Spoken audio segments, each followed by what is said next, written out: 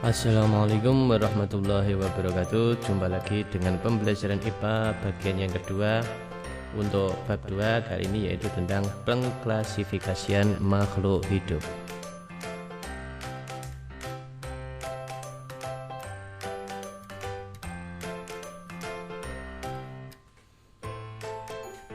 Pengklasifikasian makhluk hidup, ya tentunya kemarin kita sudah belajar kenapa makhluk hidup harus diklasifikasikan. Ya, makhluk hidup harus diklasifikasikan dengan tujuan untuk mempermudah identifikasi dan mempermudah pengelompokan. Itu tujuan utamanya. Oke, pengklasifikasian makhluk hidup kali ini, yang pertama yang perlu kita pelajari adalah tentang klasifikasi dikotom dan kunci determinasi. Ya, ini adalah sebuah kunci yang digunakan untuk memudahkan pengelompokan atau klasifikasi.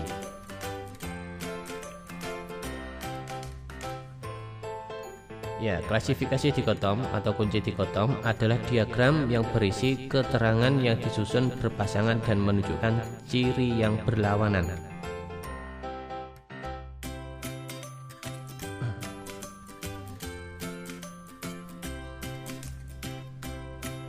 Selanjutnya adalah kunci determinasi.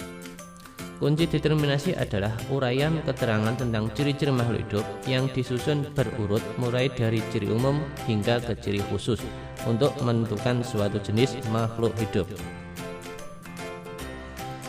Selanjutnya adalah sistem klasifikasi 5 kingdom. Yang pertama adalah kelompok Monera. Ya, kelompok Monera ini adalah kelompok dari bakteri. Ya, bakteri dikategorikan dengan Monera. Dengan ciri-ciri Monera adalah makhluk hidup yang tentunya makhluk hidup ciri-cirinya adalah pasti memiliki sel.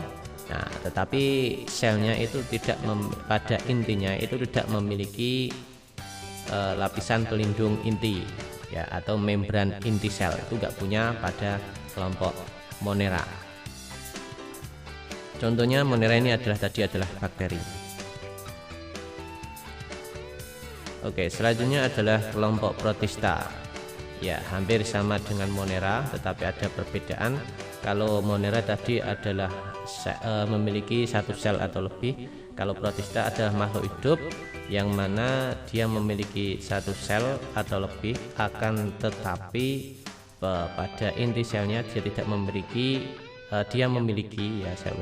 Protista dia memiliki membran inti sel. Jadi yang membedakan antara Monera dan Protista itu biasanya ukurannya sama-sama mikroskopis kecil.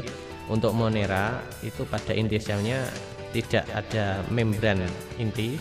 Kalau untuk Protista ada membran inti. Jadi biasanya untuk Monera dan Protista untuk melihatnya kita menggunakan sebuah alat yang namanya mikroskop untuk mengamati.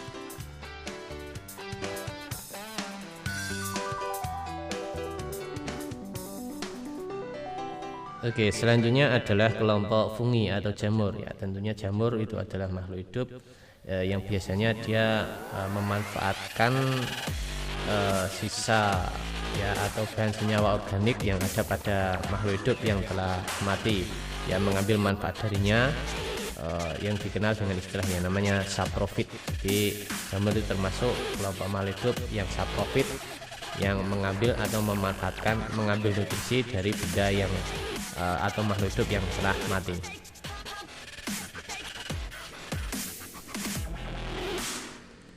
Kita lanjutkan kelompok plante atau kelompok tanaman. Ya, kalau untuk kelompok tanaman ini tentunya banyak yang makroskopis, ya, bisa kita lihat sekitar kita. Ya, untuk tanaman ini saya kira banyak sekali yang tumbuh di sekitar kita, itu dikategorikan dengan kelompok plante. Selanjutnya yang terakhir adalah kelompok animalia. Ya, animalia ini adalah kelompok binatang.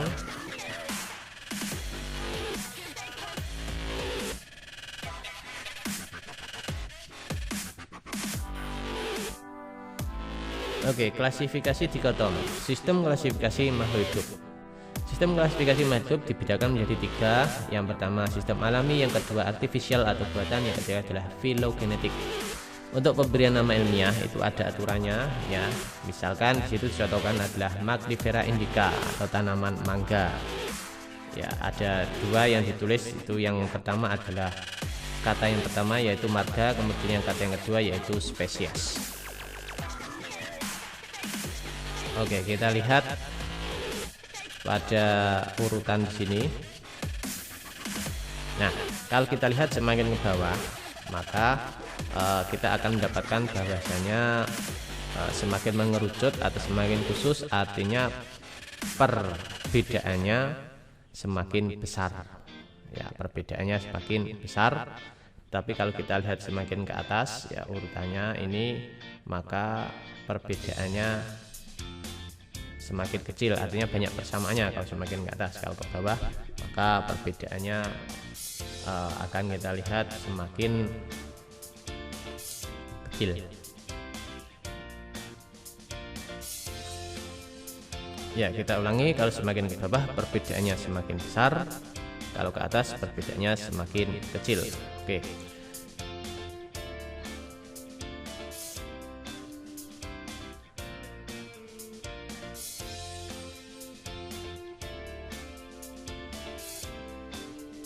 Baik, kita lanjutkan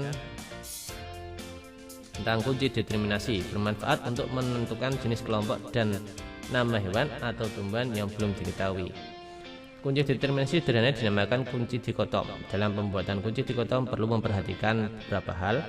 Yang pertama, kunci dikotom menggunakan sifat morfologi. Sifat morfologi adalah sifat yang mudah diamati, yang kelihatan pada makhluk hidup, bisa tumbuhan, bisa hewan, atau makhluk hidup yang lain. Kemudian yang kedua adalah sifat-sifat morfologi tersebut ditulis dalam bentuk urutan nomor. Setiap nomor terdiri atas 2 pernyataan pendek dan mudah dipahami. Setiap pernyataan dalam satu nomor didahului kata yang sama, namun pernyataan pada nomor yang berurutan, misalnya nomor 1, 2, tidak boleh dimulai dengan kata yang sama. Yang keempat, kedua pernyataan dalam satu nomor harus menunjukkan sifat morfologi berkebalikan. Yang kelima, kedua pernyataan dalam satu nomor tidak boleh memiliki makna relatif. Oke, kita lihat contohnya. Ya, misalkan ini tumbuhan yang satu A sama B itu berkebalikan, yaitu berspora sama berbiji. Kemudian yang kedua, A sama B ini juga berkebalikan, antara akar rhizoid dan akar serabut itu berkebalikan. Kemudian 3A sama B juga berkebalikan, 4A dan B batang berkayu dan batang herbaceous berkebalikan. Jadi kunci determinasi itu penulisannya adalah secara berkebalikan, secara morfologi, sifat morfologi berkebalikan. Ya, morfologi adalah sifat yang tampak, yang kelihatan, bisa diamati, dan berkebalikan atau berlawanan. Selanjutnya kelompok Monera, ada bakteri dan cyanobacteria.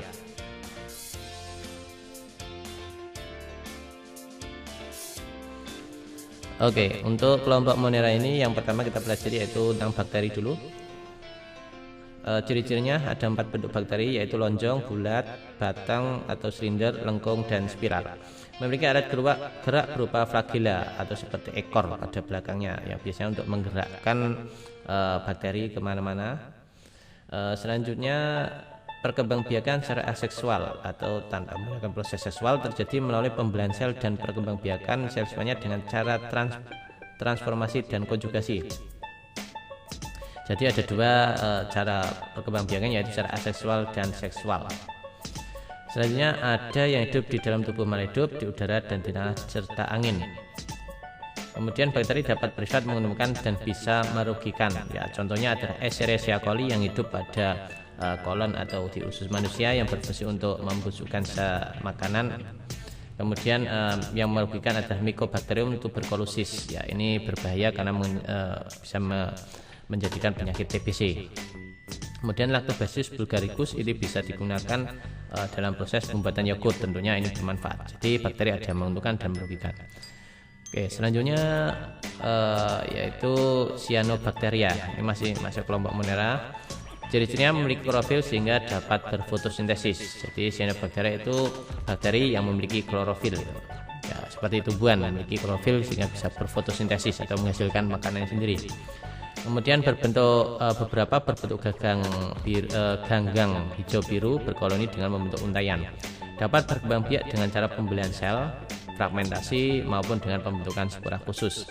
Dapat ditemukan di air, di laut, ya di perairan, di laut, kolam, selokan, bahkan di sumber air panas. Kemudian contoh gaya yang hijau biru yaitu Oscillatoria, Anabaena, Grius, Tasa, dan Nostoc, dan seterusnya. Tentunya banyak yang lain. Kelompok protista. Kelompok protista yang pertama yaitu kelompok protista mirip tumbuhan atau alga. Ya, ciri-cirinya memiliki dinding sel dan klorofil bersifat autotrof. Bagian tubuh dapat dibedakan bersel satu atau bersel banyak. Reproduksi dapat secara seksual atau aseksual. Kemudian yang kedua adalah protista mirip hewan atau protozoa. Memiliki alat gerak sehingga mampu bergerak. Alat gerak protozoa berupa pseudopodia, silia, dan flagella, serta hidup di air tawar, tanah, dan parasit. Kemudian protista mirip jamur, ya ciri-cirinya tubuh tersusun atas hifa, tidak dapat melakukan fotosintesis. Beberapa anggotanya memiliki fase vegetatif, mampu bergerak seperti amoeba, dan bereproduksi dengan menghasilkan spora. Kelompok fungi atau jamur, ya ada 4. Zygomycotina, ya ciri-cirinya mempunyai rizoid untuk melekat pada substrat, menghasilkan zygospora. Contohnya adalah Rhizopus stolonifer. Ya, perlu diketahui kelompok fungi atau jamur ini memiliki ada dua macam, ya. Yang pertama bersifat saprofit dan bersifat parasit. Bersifat saprofit artinya jamur itu mendapatkan makanannya dari menyisakan atau menguraikan dari jasad lain atau dari makhluk hidup yang telah mati. Kemudian yang bersifat parasit adalah mengambil manfaat atau memanfaatkan, mengambil nutrisi makanannya dari makhluk yang masih hidup. Kita lanjutkan kelompok fungi yang kedua yaitu Ascomycotina. Ya, ciri-cirinya mempunyai hifa bersekat dan berinti banyak. Struktur tubuhnya ada uniseluler dan multiseluler, menghasilkan ascospora. Contohnya Neospora crassa. Kemudian Basidiomycotina, struktur tubuhnya multiseluler dan bersifat makroskopis, dapat membentuk tubuh buah, bereproduksi secara aseksual dan seksual. Contohnya Volvariella volvaceae. Kemudian yang terakhir ada Deuteromycotina, hifanya bersekat dan dinding selnya terbuat dari zat kitin, hidup sebagai saprofit atau parasit.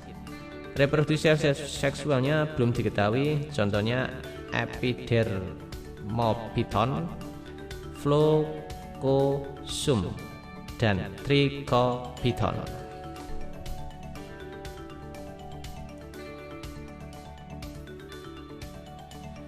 Oke, selanjutnya kelompok Panthe atau tanaman. Ya, kelompok Panthe atau tanaman terbagi menjadi 3, yaitu Bryophyta, Pteridophyta, dan Spermatophyta. Apa itu? Kita pelajari satu persatu.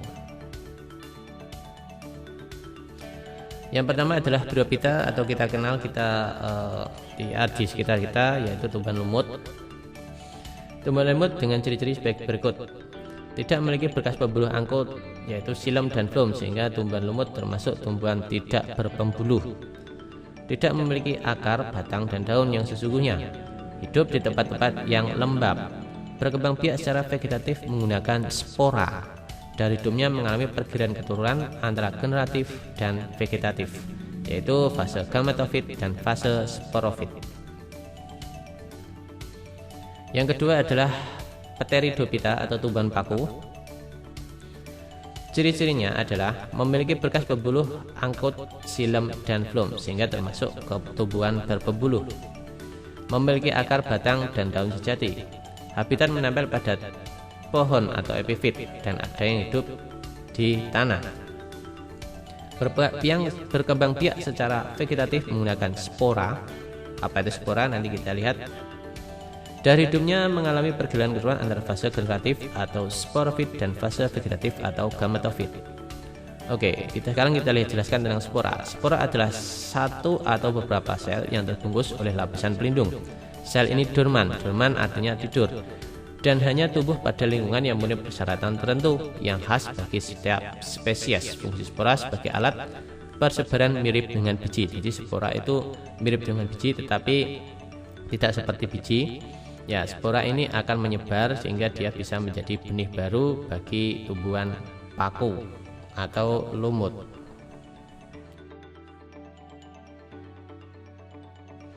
Selanjutnya adalah spermatopita atau tuban berbiji.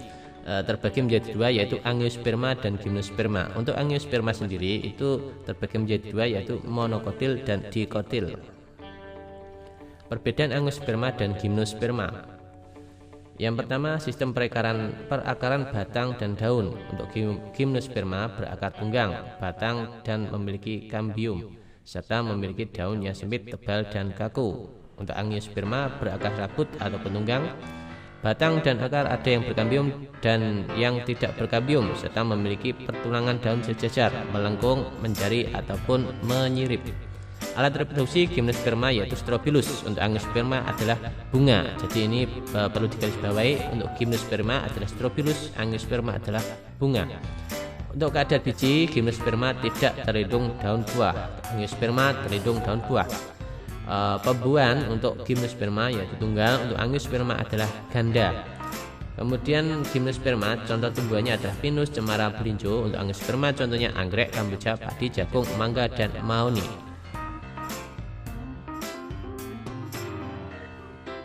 Oke, selanjutnya adalah tentang monokotil.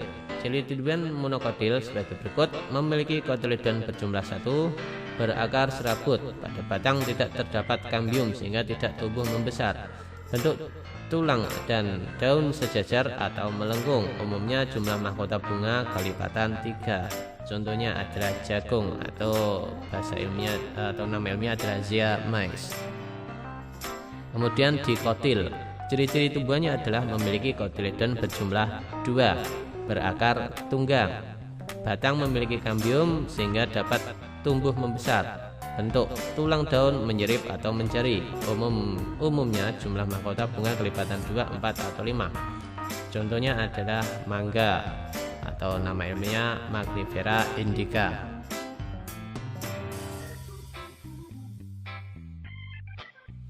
Selanjutnya adalah kelompok animalia atau kelompok binatang. Ya, terbagi menjadi dua, yaitu vertebrata dan invertebrata. Vertebrata adalah hewan yang memiliki tulang belakang. Invertebrata adalah hewan yang tidak memiliki tulang belakang.